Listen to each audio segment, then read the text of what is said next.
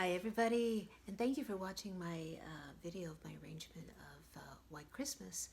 I don't have it in tablature, but I wanted to share with you at least what I'm doing with the chord melody part that comes in the middle of the song, and maybe you can get some ideas.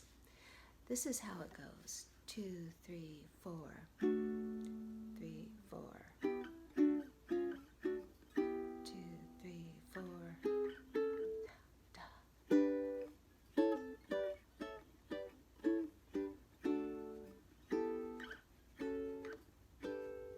That's pretty. So I want to break that down for you, and we're going to walk through it very slowly because I don't have any charts, I don't have any visuals, just descriptions and showing you what's going on. So we want to remember that in chord melody, the melody note has to be the highest pitch, otherwise our human ears won't be able to decipher it and we'll just hear harmony, right? And the technique that I'm using with my right hand is what I call a block chord. Now let me show you. I'm going to make a D with my left hand, and I'm using my thumb, my index finger, and my middle finger, and I'm just plucking the G, C, and E strings at the same time, hence a block chord. Now you might wonder, well, why aren't I playing all 4 strings? Because the melody line has to be the highest pitch, and guess what string the melody line is falling on? It's falling on the E string.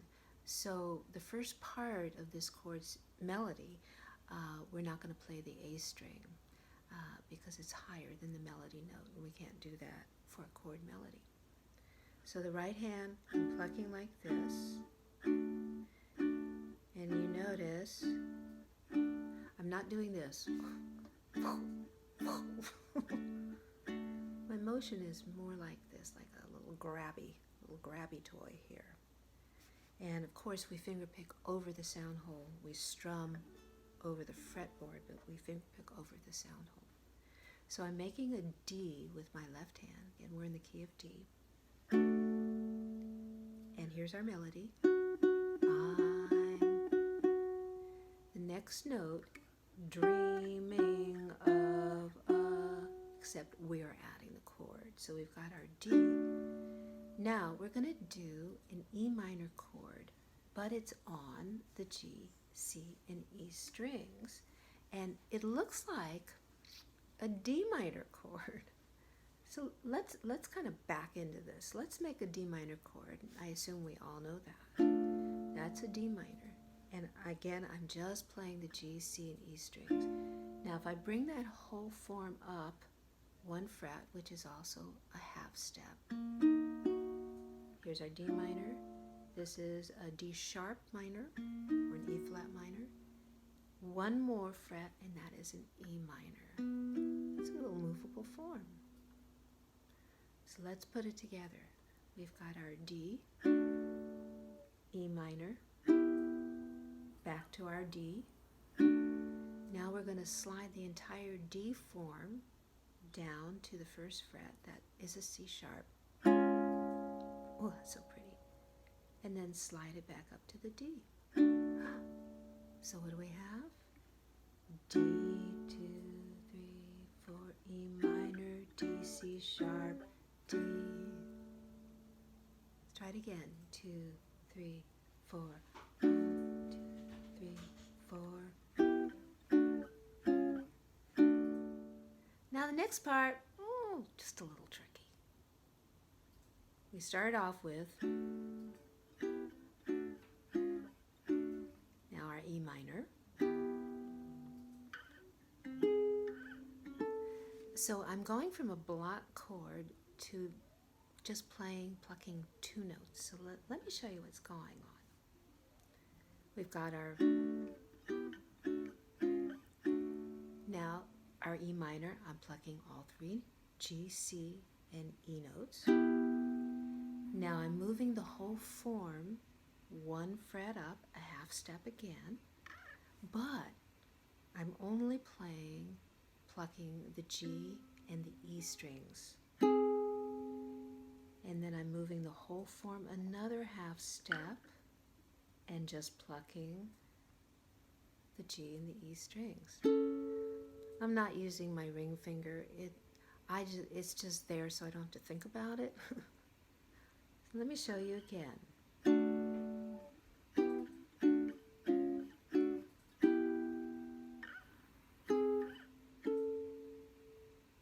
And you can milk it. You can add some artistry like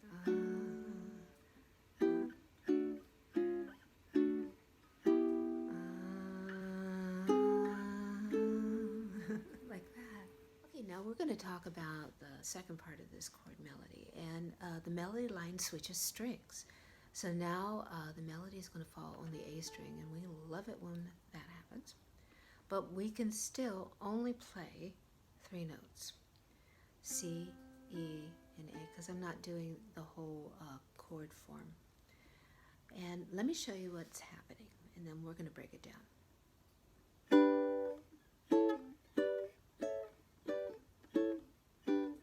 They're pretty. So now, we're alternating basically between a G and an A chord. So let's start off by just making a good old G.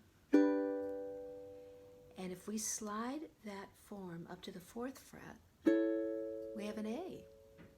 Let's try it again. G, up to the 4th fret, A. Now we're going to change forms. And we're going to do a G chord by taking our index finger, placing it on the A string in the 5th fret, like so. And then with our middle and our ring finger, 7th fret, the C and the E strings. And that is a G. And you notice what I'm doing with my right hand is I'm just resting my thumb on the G string. I'm not playing it, I'm just ballasting my thumb there. So we have a G form. We slide that whole thing up to the 7th fret. Guess what? It's an A.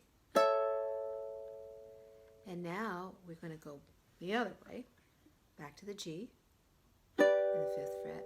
And then we change forms, A, G, D.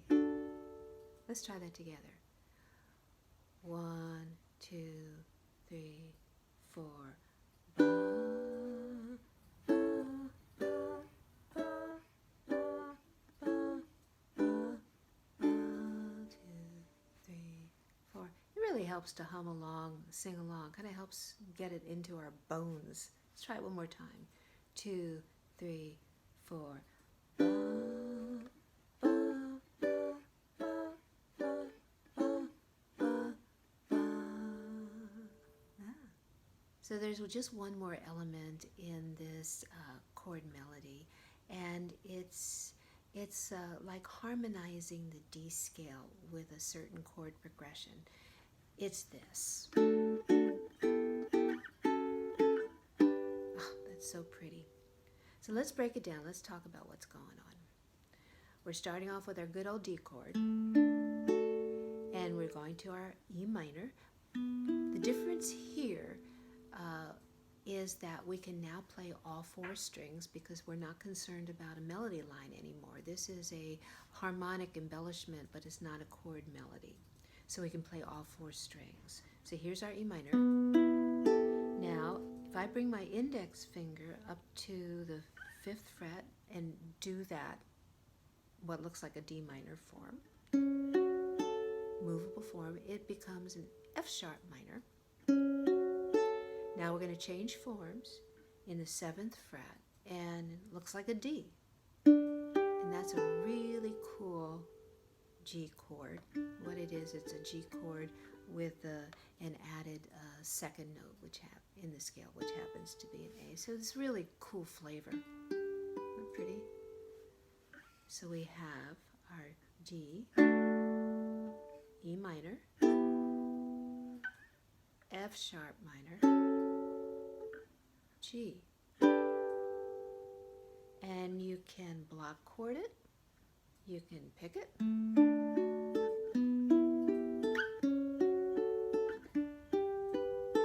can strum it, you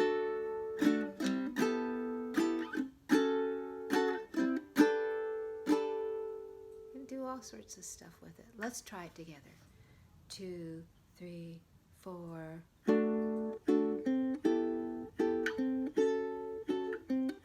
Again. One more time.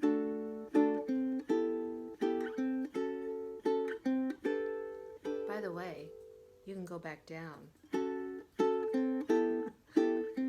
Even though I don't do that in this arrangement, you can.